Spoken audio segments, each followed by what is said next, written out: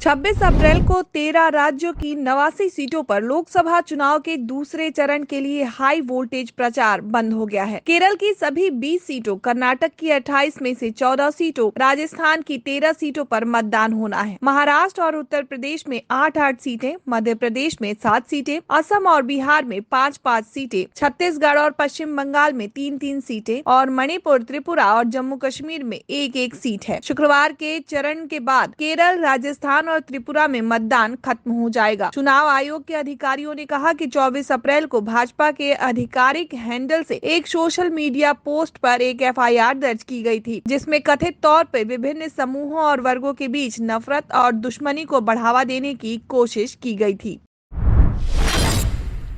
प्रवर्तन निदेशालय ने दावा किया कि अरविंद केजरीवाल के आचरण से एजेंसी को उन्हें गिरफ्तार करने का निर्णय लेने में मदद मिली। प्रवर्तन निदेशालय ने बुधवार को सुप्रीम कोर्ट को बताया कि दिल्ली के मुख्यमंत्री अरविंद केजरीवाल की गिरफ्तारी के पीछे कोई दुर्भाग्यपूर्ण या बाहरी कारण नहीं थे। आप प्रमुख के गिरफ्तारी के खिलाफ दायर याचिका पर अपने जवाब में एजेंसी ने दावा किया कि केजरीवाल का रवैया असहयोगात्मक था। प्रवर्तन निदेशालय ने दावा किया कि अरविंद केजरीवाल के आचरण से एजेंसी को उन्हें गिरफ्तार करने का निर्णय लेने में मदद मिली।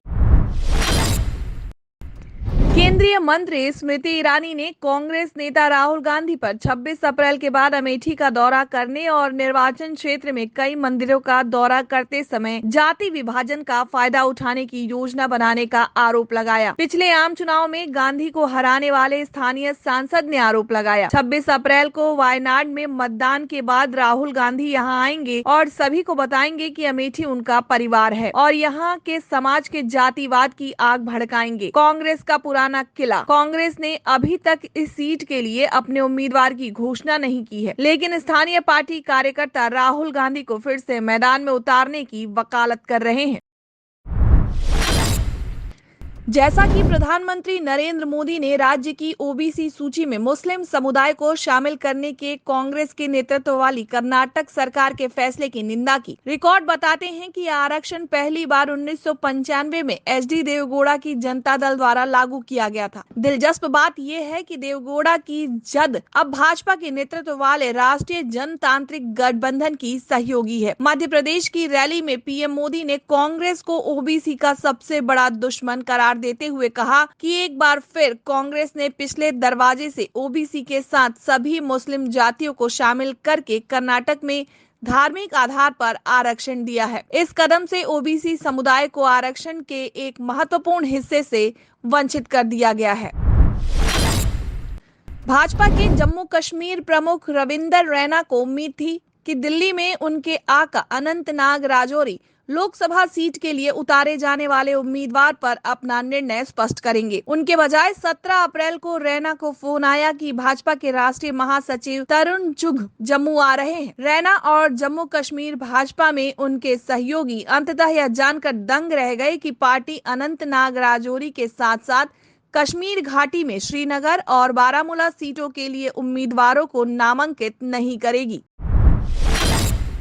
नेशनल टेस्टिंग एजेंसी एनटीए ने गुरुवार को सत्र 2 के लिए जेईई मेंस 2024 का परिणाम घोषित किया, जिसमें परीक्षा में बैठने वाले 8.2 लाख छात्रों के परिणाम घोषित किए गए। जेईई मेंस 2024 के नतीजों के अनुसार 56 छात्रों ने 100% अंक हासिल किए हैं।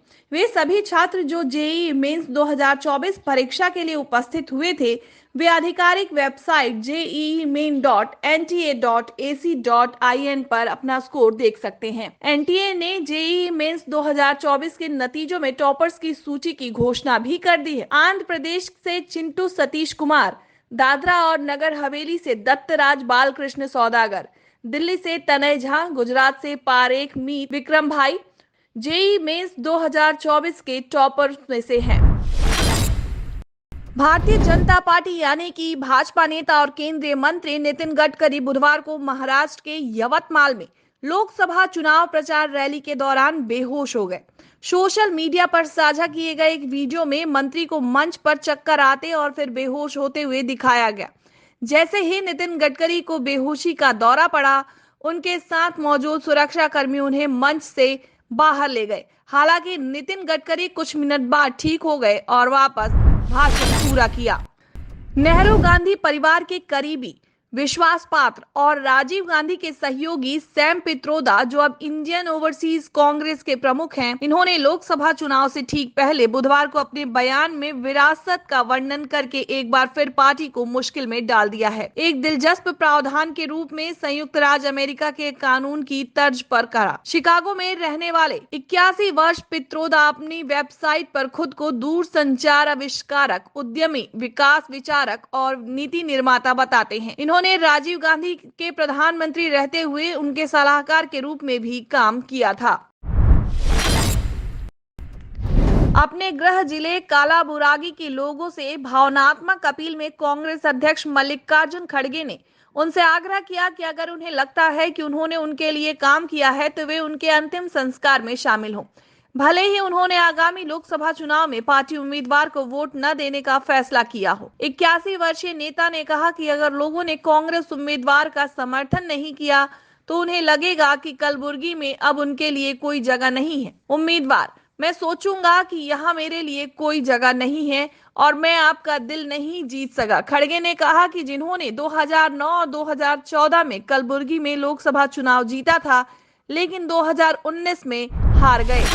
इतिहास दोहराया जाएगा, एक नया भविष्य बनाया जाएगा। समाजवादी पार्टी के अध्यक्ष अखिलेश यादव ने गुरुवार को तत्कालिक राज्यसभा सदस्य अमर सिंह के साथ नामांकन पत्र दाखिल करते हुए अपनी एक पुरानी तस्वीर पोस्ट करते हुए कहा।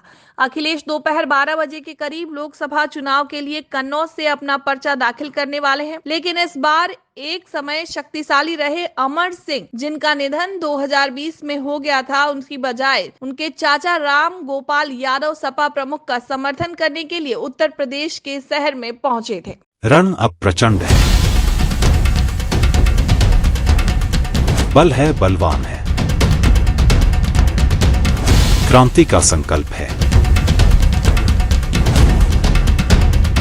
वर्तमान है, इतिहास है, विपक्ष की हुंकार है, वादे पर विवाद है, चुनौतियों का अंबार है। अब की बार किसकी सरकार? IND 365 पर